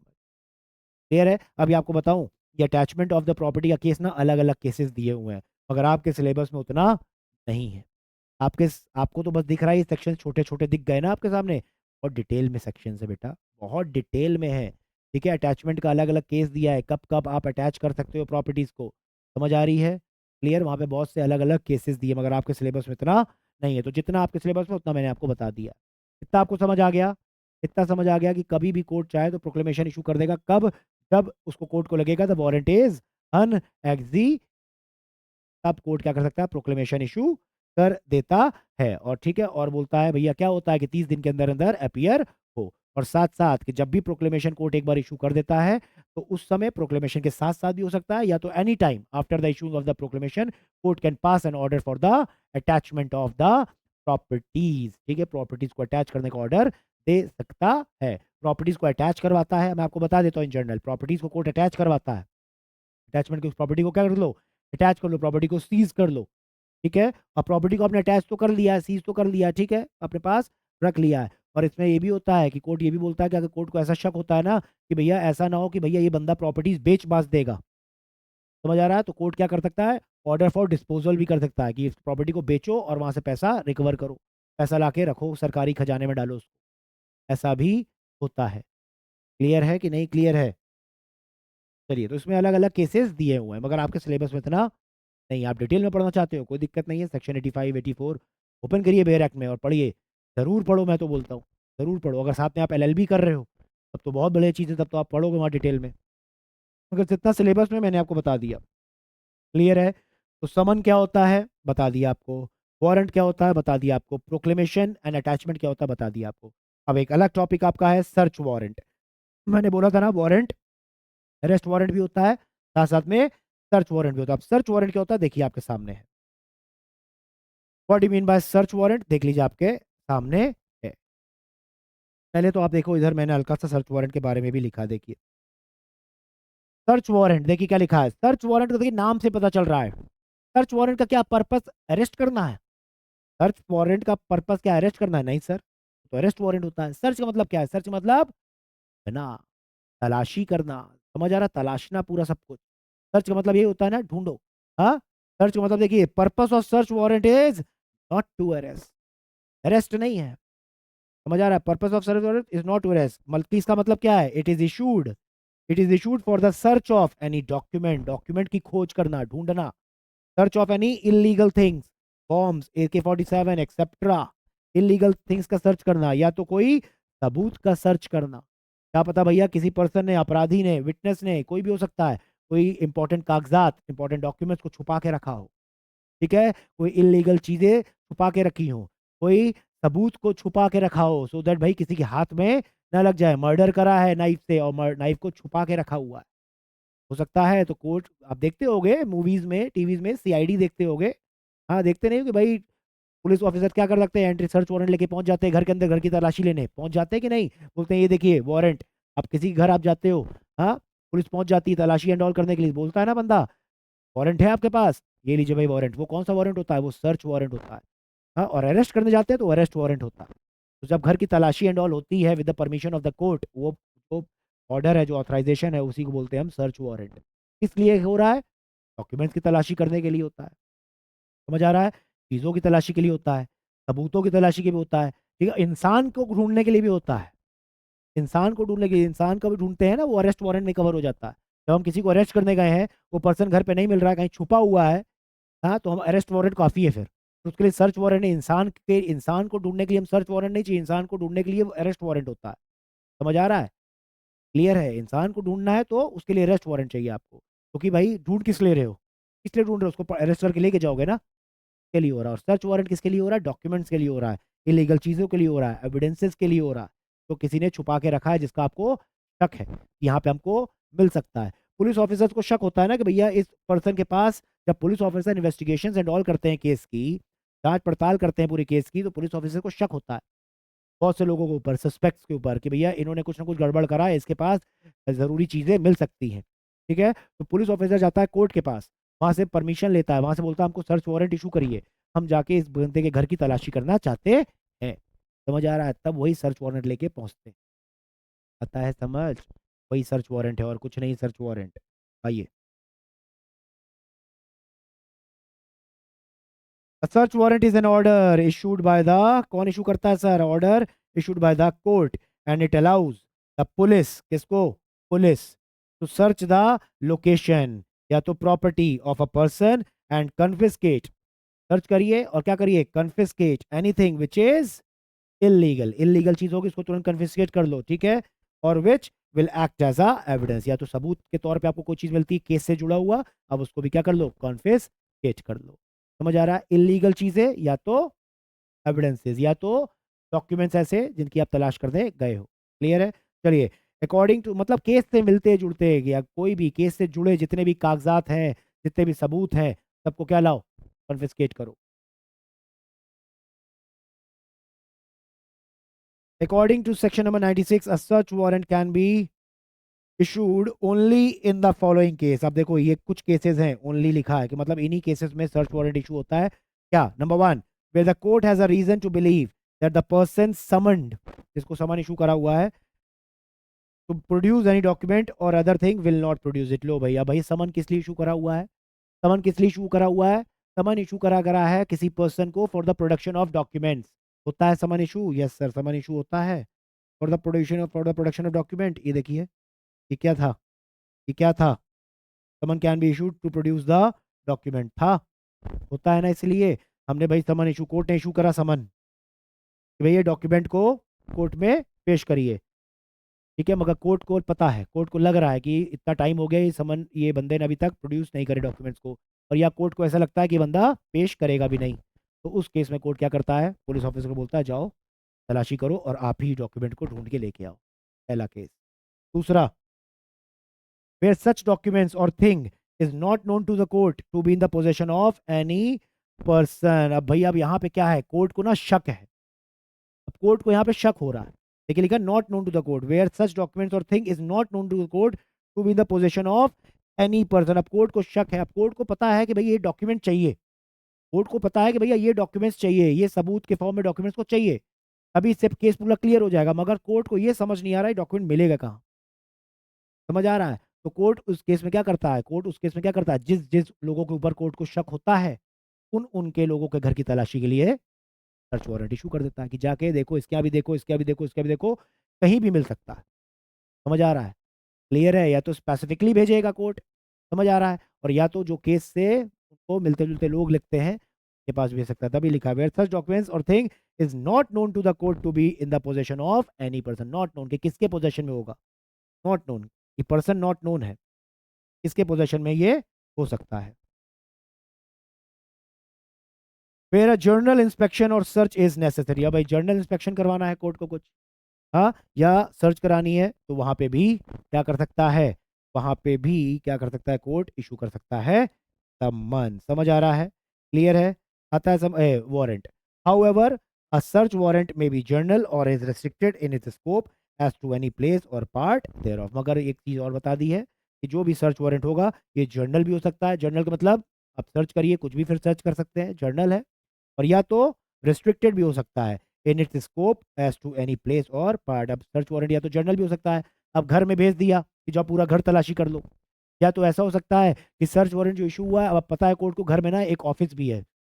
घर में क्या है, घर में इस बंदे का ऑफिस है, तो वहां पे लिख दिया कि आप जाके घर में जो इनका ऑफिस है, ऑफिस को सर्च करने की आपको हम ऑथराइज करते हैं। तो फिर जाके खाली आप ऑफिस ही सर्च करेंगे, घर को सर्च नहीं करेंगे। समझ आ रहा है? तो समन में भी जर्नल और समन में भी रिस्ट्रिक्टेड इन इट्स स्कोप और टू एनी प्लेस और पार्ट देयर। समझ आ रहा है? क्लियर है? तो दोनों केस में सर्च वारंट इशू हो। But such warrant shall not be issued for searching a document, parcel, or other thing in the custody of a postal or telegraph authority by the magistrate other than a district magistrate or a chief judicial magistrate, nor would such warrant be issued so as to affect section number 129 and 130 of BSA और the bankers book. अच्छा भाई, इन चीजों के लिए आप search warrant issue नहीं करोगे। अब कौन कौन सी है देखिए। But such warrant shell not be issued for searching a document. ठीक है, फॉर सर्चिंग अ डॉक्यूमेंट, या तो डॉक्यूमेंट्स या तो पार्सल या तो कोई और दूसरी चीज इन द कस्टडी, जो कि किसकी कस्टडी में है, पोस्टल और टेलीग्राफ अथॉरिटी के जो डॉक्यूमेंट में है। ठीक है, by shall not be issued by the magistrate other than the DM और अ चीफ जुडिशियल मजिस्ट्रेट। अच्छा, कोई नॉर्मल मजिस्ट्रेट है वो इशू नहीं कर सकता। अगर इन लोगों के पास है, अगर कोई डॉक्यूमेंट्स, कोई पार्सल, कोई भी चीजें हैं जो कि किसकी कस्टडी में, पोस्टल या तो टेलीग्राफ अथॉरिटी के केस में है, तो उस केस में सर्च वारंट कौन इशू कर सकता है? उस केस में search warrant can be issued only and only by the district magistrate या तो चीफ जुडिशियल मजिस्ट्रेट। तो भाई ये कर सकता है। समझ आ रहा है? इन लोग चाहे तो कर ले, इनके अलावा और कोई इशू नहीं कर सकता ये सर्च वारंट, पहली बात। और would be such warrant be issued so as to effect section number, ना तो आप सर्च वारंट इशू करोगे इसके इफेक्ट में, इन सेक्शंस को इफेक्ट के चक्कर में, तो आप सेक्शन बीएसए के हैं, और the bankers book evidence act 1891। लो भाई, अब भाई ये बता, समझ आ रहा है? क्लियर है? तो जो भी वारंट इशू होगा, जो भी वारंट इशू यहाँ पे होता है, जो भी सर्च वारंट इशू होगा, इन इन चीज़ों के लिए इशू नहीं होगा, पहली बात तो। और अगर होगा भी तो सर कौन करेगा, या तो डीएम करेगा या तो सर चीफ जुडिशियल मजिस्ट्रेट करेगा। ठीक है, और ये जो सर्च वारंट है ये इशू नहीं होंगे इसके लिए to effect the section number 129 130 of the BSA और the bankers book evidence act. तो मतलब इनके लिए तो आप इशू कर ही नहीं सकते, ये जो नीचे वाले हैं इनके लिए। ये आपका दो पार्ट में है एक तरह से, ये वाला, एक मिनट को मैं हाईलाइट करता हूँ, ये वाला, इनके लिए तो आप सर्च वारंट कोई भी इशू नहीं कर सकता। और यहाँ के लिए अगर देखा जाए कि ऊपर वाले केस के लिए देखा जाए तो यहाँ पे कौन इशू कर सकता है, खाली और खाली डीएम या तो चीफ जुडिशियल मजिस्ट्रेट। समझ आ रहा है? क्लियर है? आता है समझ? चलिए भाई, सेक्शन 129 एंड 130 के इफेक्ट को लाने के लिए, 129 और 130।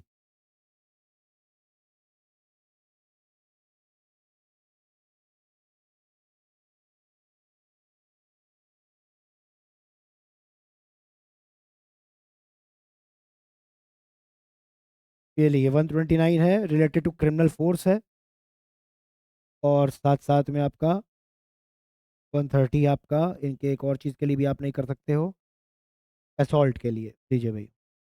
ठीक है, दो चीज़ों के लिए आप सर्च वारंट इशू नहीं करोगे। समझ आ रहा है?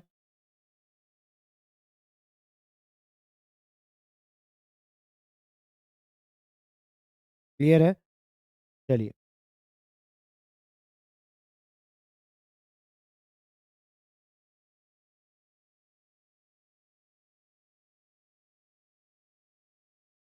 क्रिमिनल फोर्स और असॉल्ट के लिए आप सर्च वारंट इशू नहीं करते हैं।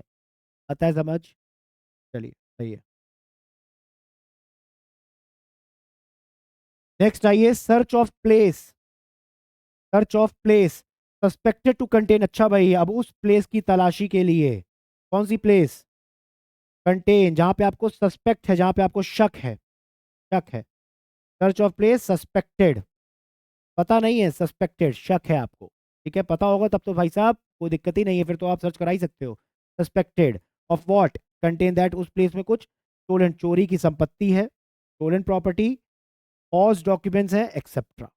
देखिए भाई, अब उस प्लेस की आप सर्च कराने के करवा रहे हो किसका, जहाँ पे आपको शक है, to contain the stolen property. देखिए, according to section number 97, if a DM या तो एसडीएम या तो magistrate of first class upon information and after such inquiry as he thinks necessary has a reason to believe that any place is used. अब भाई ये देखिए क्या हो रहा है, या तो डीएम या तो एसडीएम या तो magistrate of first class upon information, अब उनके पास कोई ना कोई खबर आई होगी, कोई उनको इन्फॉर्म किया होगा, ठीक है, कोई खबरी से पता चला होगा, ठीक है, upon information and after such inquiry, उनके पास पहले इंफॉर्मेशन आई, फिर उसके बाद उन्होंने उसकी इंक्वायरी करी, हाँ, उसके बाद उनको लगता है क्या, देखिए आगे लिखा है, क्या, and after such inquiry as he thinks necessary has a reason to believe that any place is used for the deposit और sale of a stolen property. अब भैया देखिए क्या हो रहा है, मजिस्ट्रेट के पास या तो एसडीएम के पास या तो आपका कौन है, डीएम के पास, अगर कोई भी इंफॉर्मेशन आती है कि भैया इस प्रॉपर्टी पे, इस जगह पे, हाँ, चोरी की संपत्ति को छुपा के रखा गया है, या तो भाई कोई ऑप्शनेबल ऑब्जेक्शनेबल आर्टिकल्स को, ठीक है, उनको क्या रखा गया है यहाँ पे, रखा गया है यहाँ पे, ठीक है, डिपॉजिट करा गया है यहाँ पे, यहाँ पे, यहाँ पे, या तो यहाँ पे प्रोडक्शंस होती हैं किसकी, ऑब्जेक्शनेबल आइटम्स की, आर्टिकल्स की, क्लियर है। तो उस केस में अगर इनके पास कोई भी इंफॉर्मेशन ऐसी आई हैं, तो उस केस में कोर्ट पहले क्या करेगा, उसकी इंक्वायरी करेगा, इंक्वायर करेगा कि भाई ऐसा सच है कि नहीं है, हाँ, कोर्ट इंक्वायर करेगा, और इंक्वायर करने के बाद अगर कोर्ट को लगता है कि हाँ भाई ऐसा सच है, तो उस केस में क्या करेगा, देखिए, has a reason to believe that any place is use for the deposit and all this, और फॉर द डिपॉजिट, सेल और production of any objectionable article to which such section applies, और that any such objectionable articles is deposited in any place, he may by warrant. अब इस case में क्या करता है court, warrant issue करता है, ऑथराइज करता है any police officer above the rank of constable, above the rank of constable to enter with such assistant as may be required such place। लो भाई, वारंट इशू कर दिया किसको, सर्च वारंट दे दिया किसको, पुलिस ऑफिसर को, कि जाओ एंटर करो, क्या क्या काम करने के लिए नीचे लिखा है, ये पूरा काम लिखा है नीचे, समझ आ रहा है, क्लियर है। पहले बात क्या हो रही है, पुलिस ऑफिसर, ये एसडीएम डीएम या तो इनके पास कोई इन्फॉर्मेशन आई है, उसके बाद उन्होंने इंक्वायरी करी आई है, और इन्फॉर्मेशन किससे रिलेटेड है, इन्फॉर्मेशन किससे रिलेटेड है सर, इन्फॉर्मेशन इससे रिलेटेड है, इन्फॉर्मेशन इससे रिलेटेड है, या तो ये या तो ये, ठीक है। उसके बाद, के बाद कोर्ट क्या करता है, वारंट इशू करता है, किसको देता है वारंट, कौन सा वारंट, सर्च वारंट, किसको देता है, पुलिस ऑफिसर को देता है, और किस लिए देता है, किस लिए देता है सर, वो नीचे लिखा है किस लिए देता है, police officer above the rank of constable, constable को नहीं, कांस्टेबल की अबव रैंक को देगा, किस लिए दे रहा है, number one, to enter with such assistant as may required, जिसको जिसको आपको लेके जाना है अपने सपोर्ट में, अपने असिस्ट के लिए आप लेके जाइए, इसलिए सच प्लेस एंटर करिए, to search the same in the manner specified in the warrant, warrant पे लिख दिया कि किस तरीके से ढूंढाई करनी है, सर्च करना है, वो करिए, to take possession of any property और article there and found which he reasonably suspects to be stolen property or objectionable article to which this section applies, या तो और क्या बोलता है, टू टेक पोजेशन, और कोर्ट बोलता है कि भैया अपने पोजेशन में ले लेना, सब कुछ सब कर लेना, क्या क्या, अगर लगता है तुम्हें कि कोई ये चोरी की संपत्ति है, या तो तुम्हें ऐसा लगता है कि ये कोई ऑब्जेक्शनेबल आर्टिकल्स हैं, या तो टू कन्वे सच प्रॉपर्टी और आर्टिकल बिफोर अ मजिस्ट्रेट और to guard the same on the spot until the offender is taken before a magistrate, और अच्छा, या तो भाई उसको प्रॉपर्टीज को क्या करना, और ऑर्डर क्या देता है एक तरह से सर्च वारंट में, ऑथराइज करता है टू कन्वे का मतलब टू ट्रांसफर सच प्रॉपर्टी और आर्टिकल बिफोर अ मजिस्ट्रेट, उस प्रॉपर्टी को वहां से जब्त करो और मेरे पास लेके आओ, ठीक है, उसके पास लेके आओ, और या तो या तो लेके आओ, या तो to guard the same, guard the same, to guard the same, या तो गार्ड द, या तो उसकी प्रोटेक्शन करो, उस प्रॉपर्टी की प्रोटेक्शन करो, guard the same, guard the same on the spot until the offender is taken before a magistrate, या तो भैया क्या करो, या तो प्रॉपर्टी को मेरे पास लेके आओ, प्रॉपर्टी आपने जब्त तो कर ली, ठीक है, अब जब्त करने के बाद या तो प्रॉपर्टी को मेरे पास लेके आओ, ये भी हो सकता है, और या तो उस प्रॉपर्टी को वहीं पे उसकी देखभाल करो, तब तक देखभाल करो जब तक जो ऑफेंडर है जिसने वो स्टोलन प्रॉपर्टी रखी है या ऑब्जेक्शनल आर्टिकल अपने वहां पे स्टोर करके रखे हैं, जब तक वो ऑफेंडर मजिस्ट्रेट के सामने पेश ना हो जाता है तब तक उसको संभाल के देखो, उसकी देखभाल करो। समझ आ रहा है? और otherwise to dispose of in some other place safely, या तो भाई उस प्रॉपर्टी को, जिस प्रॉपर्टी को आपने क्या करा है, सीज करा एंड ऑल, अपने पोजेशन में रखा है, तो क्या करो, या तो कोई सेफ प्लेस में जाके जाके उसको ट्रांसफर करो। कुछ भी हो सकता है। क्लियर है? इन सब की उसको ऑथराइजेशन दे रहा। ये जो ऑथराइजेशन है ना, ये देखिए ऊपर लिखा ऑथराइज, ये ऑथराइजेशन हो रही है सब चीज़ों के लिए। किस किस चीज़ों के लिए ऑथराइजेशन हो गई? एंटर करने के लिए ऑथराइजेशन, सर्च करने के लिए ऑथराइजेशन, पोजेशन में लेने के लिए ऑथराइजेशन, उसके बाद कन्वे ट्रांसफर करने की हो गई, गार्ड करने की हो गई। समझ आ रहा है? और कन्वे कहीं भी हो सकता है, ट्रांसफर कहीं भी हो सकता है प्रॉपर्टी का, इसके बाद मतलब जब्त लेने के बाद कन्वे कहीं भी हो सकता है, या तो मजिस्ट्रेट के पास या तो कोई सेफ प्लेस पे। और उसके बाद last, to take into custody and carry before a magistrate every person found in, अच्छा आप जो जो इंसान भी मिले हो उसके लिए भी अथॉरिटी दे रहा है। जो जो लोग वहां पे मिले हैं, मिल गए, उन सबको लेके आओ। टू टेक इनटू कस्टडी, उनको कस्टडी में रखो, and carry before a magistrate every person found in such place who appears to have been privy to the deposit, sale or production of any such property or article, knowing or having reason cause to suspect it to be stolen property or as the case may be objection। अच्छा ठीक है, क्या बोल रहा है? To take into the custody and carry before magistrate, किसको? हर एक इंसान को। ठीक है, हर एक इंसान को जो कि इन्वॉल्व है किसमें, जिन्होंने आपको लगता है कि इस पर्सन ने यहाँ पे डिपॉजिट करा है, या इन्होंने यहाँ पे प्रोड्यूस करा है, या तो इन्होंने सेल करी है स्टोलन प्रॉपर्टीज को, या तो ऑब्जेक्शनल आर्टिकल। तो जो भी लोग उससे मिले जुले लोग हैं, एक तरह से देखा जाए जो भी लोग इन्वॉल्व हैं इस particular stolen property objectional property के बेचने में, स्टोर करने में, प्रोडक्शन करने में, समझ आ रहा है? जो जो लोग वहां पे मिलते हैं सबको उठा के लाओ, सबको अपनी कस्टडी में ले लो और हमारे पास पेश करो। ये सब चीजों के लिए क्या कर रहा है कोर्ट? ऑथराइज कर रहा है।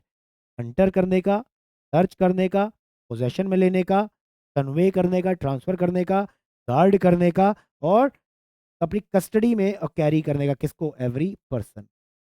समझ आ रहा है? क्लियर है कि नहीं क्लियर है बताओ? क्लियर और नॉट क्लियर बताइए। और देखिए ऑब्जेक्शनल आर्टिकल के बारे में यहाँ पे एक्सप्लेनेशन दी हुई है। ऑब्जेक्शनल आर्टिकल क्या क्या हो सकते हैं, देखिए नीचे लिखा हुआ। What are the objectional articles, देखिए लिखा है क्या हो सकता है। Objectional articles to which section 97 applies are counterfeit coins, लो भाई डुप्लीकेट कॉइन्स जो बनाते हैं। नेक्स्ट, पीसेज ऑफ मेटल, लो भाई made in contravention of coinage act और brought in to in Indian contravention of notification for the time being in force issued under the section number 11 of the customs act. या तो sir counterfeit currencies note, counterfeit coins, जाली note, जाली stamps जो duplicate आपने बनाए हैं, या forge documents, लो भाई फोर्ज डॉक्यूमेंट्स, फोर्जरी वाले, फॉल्स सील्स, ठीक है, झूठी मोहरे, ठीक है, obscene objects refer to section 294 of the Bharatiya Nyaya Samhita. Object obscene objects जो कि सेक्शन 294 के अंदर मेंशन है, सेक्शन नंबर 294 ऑब्सीन ऑब्जेक्ट्स, देखिए सेक्शन 294। बेटा डायरेक्ट लिंक करके पढ़ना होता है सब कुछ, जहां दिखे डाउट तुरंत खोल लो। ऑब्सीन ऑब्जेक्ट्स देख लीजिए, ये ऑब्सीन का ही लिखा हुआ है, देख लीजिए। समझ आ रहा है?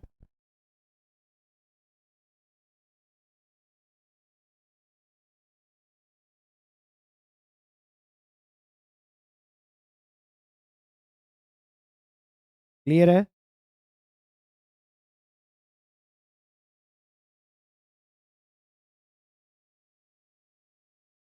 चलिए भैया आगे आइए। कहाँ है, इधर आओ। ठीक है, ऑब्सीन ऑब्जेक्ट्स जो कि आपके हैं, और आगे आपका क्या दिया है, या तो सर एक और दिया है पॉइंट, इंस्ट्रूमेंट्स और materials use for the production of any of the article. अच्छा भाई, अब कोई ऐसा इंस्ट्रूमेंट है या मटेरियल है जिससे ये सब चीज़ें प्रोड्यूस होती हैं, ऊपर वाली। समझ आ रहा है? क्लियर है? अब भाई आप जो या देखो, डुप्लीकेट स्टैम्प पेपर तो ठीक है, काउंटरफीट स्टैम्प पेपर तो ठीक है, वो तो आप जब्त करोगे, मगर जो मशीन्स हैं इनसे आप ये duplicate stamp papers, currencies, notes ये बना रहे हो, उन चीज़ों को भी क्या करना है, वो भी ऑप्शन ऑब्जेक्शनेबल आर्टिकल्स है, उनको भी, उनके लिए भी ये सब ऑर्डर आ रहा है। समझ आ रहा है? क्लियर है? ठीक है, गेटिंग और नॉट क्लियर? चलिए भाई, ये जो ये सब चीज़ें आपकी भरी है ना बेटा, ये चीज़ें जो हैं आपको बता दे रहा हूँ पहले ही। ये जो सेक्शन नंबर 97 ये वाला आपका है, ये आपके सिलेबस में न्यूली इंसर्ट हुआ है, सिलेबस में पहले नहीं हुआ करता था आपके, तो चांसेस हैं एग्जाम में आने के। दिमाग में रखना। आगे आइए, आगे चलिए, सिंपल था ये। आगे आओ। सर्च, अब आप और देखिए, सर्च में देखिए बहुत अलग अलग चीजें हैं। अभी सर्च वारंट था पहले, उसके बाद आपका सर्च ऑफ अ ऐसी प्लेसेस का सर्च हो रहा है जहाँ पे स्टोलन प्रॉपर्टी या तो ऑब्जेक्शनेबल आर्टिकल है। अब उसके बाद आ रहा है search of a person wrongfully confined. लो भाई, अब ऐसे पर्सन का सर्च करें जिसको हमने रॉन्गफुली कन्फाइन करके रखा हुआ किसी ने। हाँ, अब किसी पर्सन ने किसी दूसरे पर्सन को रॉन्गफुली कन्फाइन करके रखा हुआ अपने पास, हाँ, बिना उसकी मर्जी से। मिस्टर ए ने मिस्टर बी को, या मिस्टर ए ने मिस्टर बी की किसी फैमिली मेंबर्स को रॉन्गफुली कन्फाइन करके रखा हुआ अपने पास, जोर जबरदस्ती के फोर्सफुली कन्फाइन करके रखा अपने पास, ठीक है, बिना उसकी मर्जी से। तो उसका ढूंढाई हो रही है, उसके सर्च के लिए वारंट इशू हो रहा है। In terms of section 100, any DM या तो एसडीएम और magistrate of first class who has a reason to believe that any person is confined, इनको लगता है कि किसी पर्सन को कोई से कन्फाइन करके रखा है, has a reason to believe that any person is confined under such circumstances that the confinement amounts to an offence. Confine इस तरीके से करके रखा है कि वो कन्फाइनमेंट को हम ऑफेंस मानते हैं। He may issue a search warrant for the search of the person so confined. लो भाई, अब देखिए इंसान की बात आ रही है, अब इंसान की सर्च हो रही है, वो इधर आ गया, समझ आ रहा है। अरेस्ट के लिए वारंट अलग आ गया, सामान का, कोई वस्तु, कोई चीज, हाँ, उसके लिए सर्च का अलग आ गया। अब इंसान का सर्च, जिसको रॉन्गफुली कन्फाइन करके किसी ने रखा है, उसका एक अलग आ गया, ठीक है। तो सर्च वारंट फॉर द, इसका किसके लिए, for the search of a wrongfully confined person, for the search of the person so confine issue कर सकता है, ठीक है। The person if found shall be immediately produced before the magistrate for making such orders as in circumstances of the person as it है। और अगर वो person मिल गया जिसको रॉन्गफुली कन्फाइन करके रखा है किसी ने, वो पर्सन अगर मिल गया, अब क्या पता, ऐसा भी हो सकता है ना, ऐसा हो सकता है कि मिस्टर ए ने मिस्टर बी के मिस्टर बी को मिस्टर ए ने मिस्टर बी को अपने वेयर हाउस में क्या कर दिया, बंद करके रख दिया है।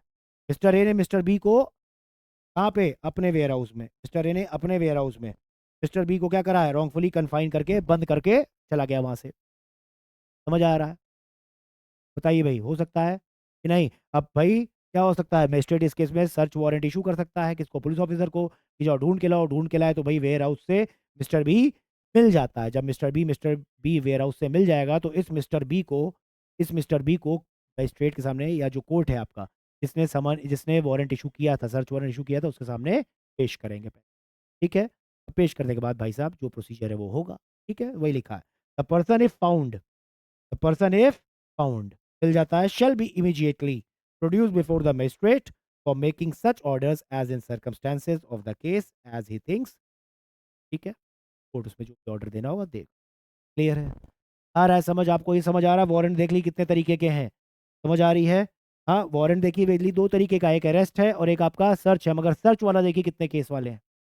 सर्च वाला देखिए कैसे है, चीज़ों का सर्च हो रहा है, स्टोलन प्रॉपर्टीज का सर्च हो रहा है, उसके लिए अलग वारंट जा रहा है, अलग सेक्शन है। और साथ में कन्फाइंड पर्सन जो है, ठीक है, जिसको रॉन्गफुली कन्फाइंड पर्सन है, उसके लिए वारंट भी हो रहा है।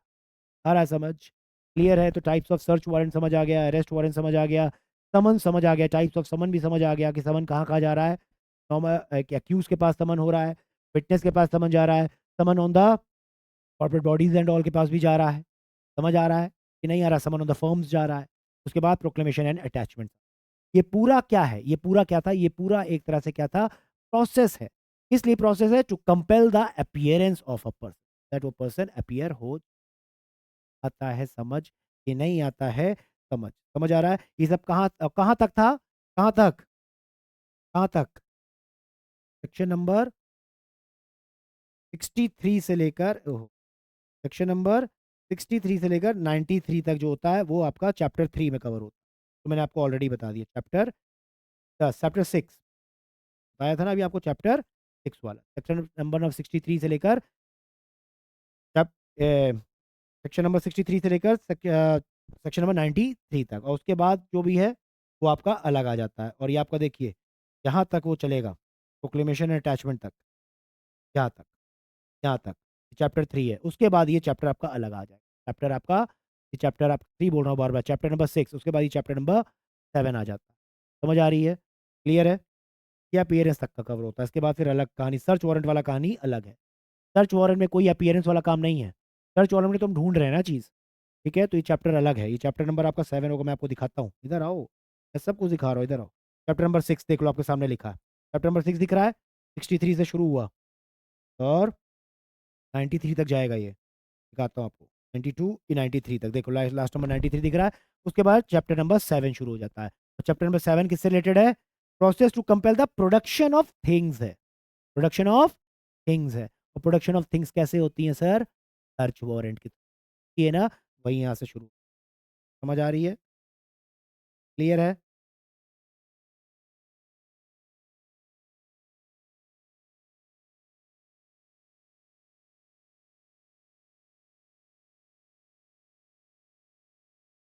देखिए सर्च वारंट दिख रहा है, सर्च वारंट दिख रहा है, 96। ये प्रोडक्शन ऑफ अ थिंग है, और ऊपर वाला क्या था? Production of a compel appearance of a person. चलिए, क्लियर है इतना? क्लियर है? और ये आपको पता है, ये देखिए जो आपका मैंने यहाँ लिखा था ना, ये वाला, ये देखिए, ये जो समन में ये था, प्रोड्यूसर डॉक्यूमेंट वाला, ये वाला प्रोड्यूसर डॉक्यूमेंट वाला डॉक्यूमेंट, ये वहीं पे आ जाएगा प्रोडक्शन ऑफ अ थिंग में। अगर आपके मॉड्यूल में सब एक साथ लिखा है तो मैंने एक साथ आपको बता दिया है। समन्स जो है, समन्स तो एक तो ये वाला जो समन वाला है, ये चैप्टर नंबर 6 में कवर होगा, ये वाला चैप्टर 6 में कवर हो जाएगा। और ये प्रोडक्शन वाला डॉक्यूमेंट वाला, ये चैप्टर नंबर 7 में कवर हो जाएगा, प्रोडक्शन ऑफ अ डॉक्यूमेंट में आ जाएगा। समझ आ रहा है? मगर दोनों के लिए समन इशू हो रहा है। तो मैंने इन जनरल आपको बताया समन किस किस चीज़ों के लिए इशू होता है। समन इंसान को अपीयरेंस के लिए भी होता है, समन प्रोडक्शन ऑफ डॉक्यूमेंट्स के लिए होता है। बस चैप्टर दोनों के अलग अलग दिए, दोनों के सेक्शंस अलग अलग दे दिए, दैट्स इट, और कुछ नहीं है। क्लियर है? आता है समझ? चलिए, यहाँ जाके आपका ये पोर्शन मेरे हिसाब से होता है पूरा खत्म। यहाँ पे ओवर हो गया, ये ओवर हो गया। चलिए भाई, नहीं अब यहाँ पे अपनी क्लास करते हैं ओवर। नेक्स्ट क्लास में will start the topic of summary trials. Next class में हम लोग स्टार्ट करेंगे समरी ट्रायल्स का टॉपिक स्टार्ट करेंगे। आई होप यहाँ तक समझ आ गया होगा। नेक्स्ट क्लास में देखने से पहले रिवाइज, ठीक है? चलिए, बाय बाय, टेक केयर, धन्यवाद, टाटा।